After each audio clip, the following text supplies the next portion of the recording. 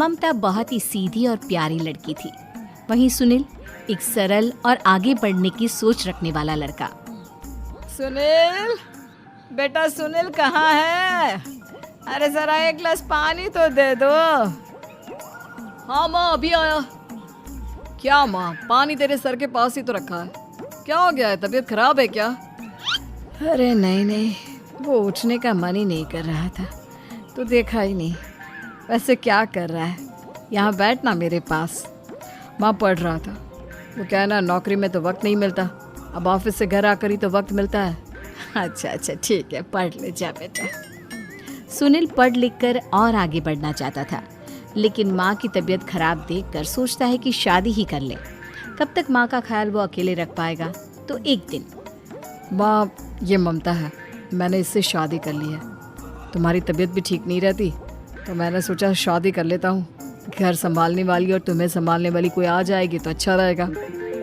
माँ अचानक से सामने बहू देखकर हैरान रह जाती है।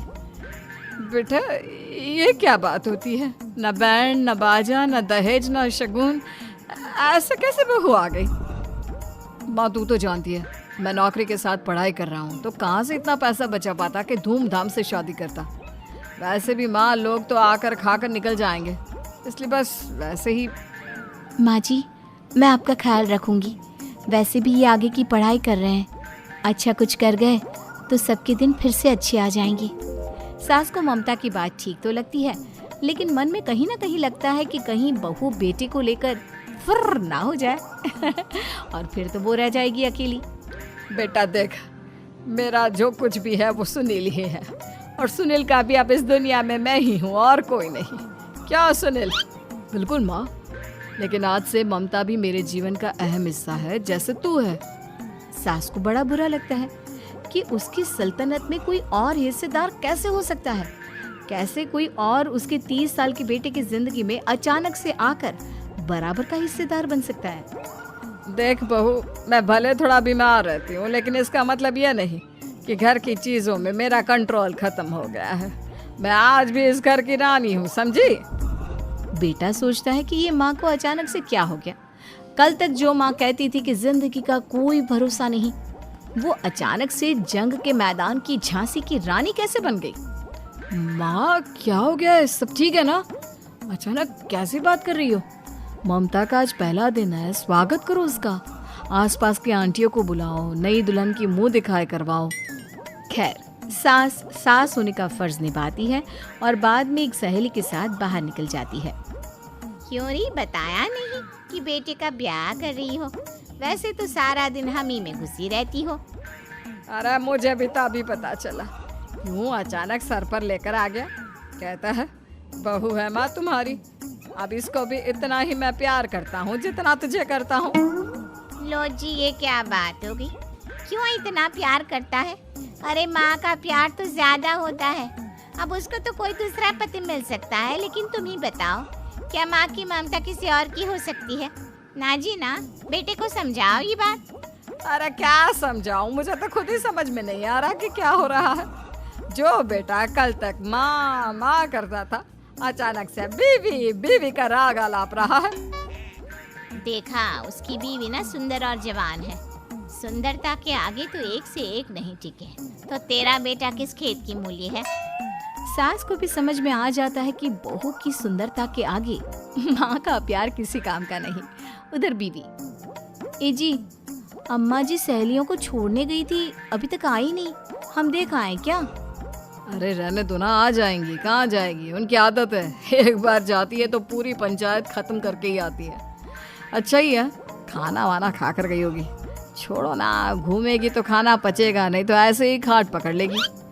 बहू भी शांत हो जाती है। उधर सास सोचती है कि आज थोड़ा देर से ही घर जाती हूँ, जब बेटा परेशान होकर ढूंढेगा तब मजा आएगा। बीवी को खुद ही पता चल जाएगा कि माँ के आगे उसकी दाल नहीं गलेगी।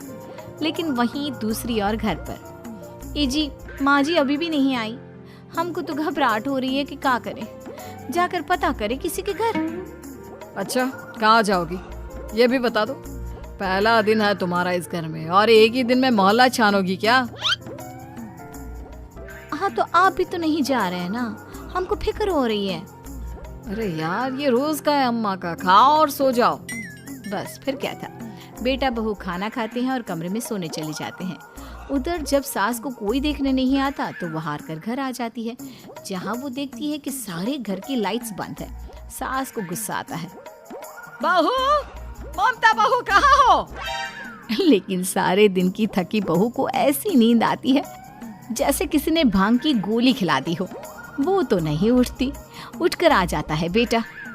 तो क्या बात है अम्मा, काहे चिल्ला रही हो? अरे सो जाओ ना, सुबह की थकी है बहू, वो सो रही है। जोर से बोलोगी तो नींद खुल जाएगी उसकी। माँ को गुस्सा आ जाता है। फिलहाल तो सो जाती है, लेकिन मन ही मन ढेर सारा जहर बहू के लिए भरा होता है। सुबह बहू चाय बना रही होती है कि सास धीरे से गैस तेज कर देती है, जिससे चाय का बर्तन जल जाता है। और जैसे ही बहू चाय का बर्तन उठाती है, उसका हाथ जल जाता है। मेरा हाथ जल गया। वो जोर जोर से चिल्लाकर इधर उधर भागती है कि सास थोड़ी देर में उसके हाथ में पानी डाल देती है। हाय रे बहू, क्या कर रही हो? पहली बार रसोई छुई हो क्या? सासू माँ गलती से गैस तेज रह गई थी और बर्तन जल गया, जिससे मेरा हाथ जल गया। हाय रे, कितना गंदा दाग। छी छी छी छी, मुझे तो उल्टी आ रही है तेरा गला हुआ मांस देखकर। तू ना मुझे अभी साथ से खाना मत लगाना। बहू भी खुद का हाथ देखती है तो उसे भी रोना आ जाता है। कुछ दिनों के बाद सास की सहेली आती है, बहू चाय बनाकर लाती है। उसके जाने के बाद सहेली कहती है, बहू की सुंदरता ऐसी है कि कोई भी दीवाना हो जाए। वैसे तेरे बेटे का क्या हाल है? अरे वैसा ही है, बहू के पीछे लट्टू। क्या करूं, कुछ समझ में नहीं आ रहा। मैंने तो बहू के चेहरे पर दिवाली के पटाखे की चक्री फेंक दी, उसका पूरा चेहरा जल गया। अब देखो ना रही सुंदरता, और ना ही अब मेरा बेटा उसे पूछता है। अरे अब तो वो उसे छोड़कर दूसरी भी देखने को बोल गया है मुझे। बहू सारी बात सुन रही होती है।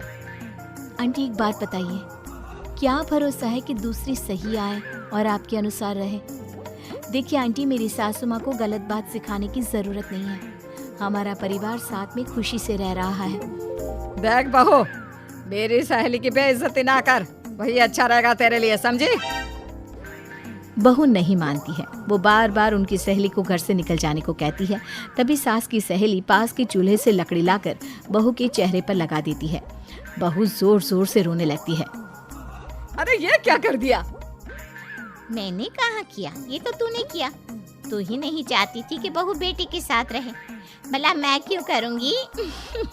मैं तो चली, निपटो अब। बहू रो रही होती है, दर्द से चिल्ला रही होती है, लेकिन सास उसे डॉक्टर के पास नहीं ले जाती। तभी पति आता है। क्या हो गया ममता? ये दाग कैसे लगा? तुम कैसे जली? ममता कुछ नहीं कहती, बस दर्द से करा रही होती है। पति माँ की तरफ देखता है। हो ना हो माँ, ये पक्का आपका काम है। आप ही ममता से जला करती थी ना। देखना माँ, अब पुलिस आएगी, केस बनेगा, लेकिन पहले मैं ममता को अस्पताल लेकर जा रहा हूँ। सभी अस्पताल जाते हैं, जहाँ डॉक्टर ममता की सास से कहते हैं, आपने तो नहीं जलाया ना बहू को? अब ममता की सास के तो पसीने छूट रहे होते हैं। वो घबरा कर कहती है, ना ना डॉक्टर साहब, कैसी बात करते हैं? हम क्या जलाएंगे अपनी बहू को?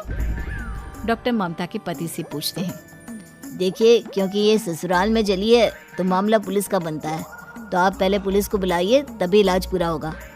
सास डर जाती है कि अब तो बच्ची जिंदगी जेल में ही रहना होगा। रहने दीजिए ना, पुलिस को क्यों बुलाना?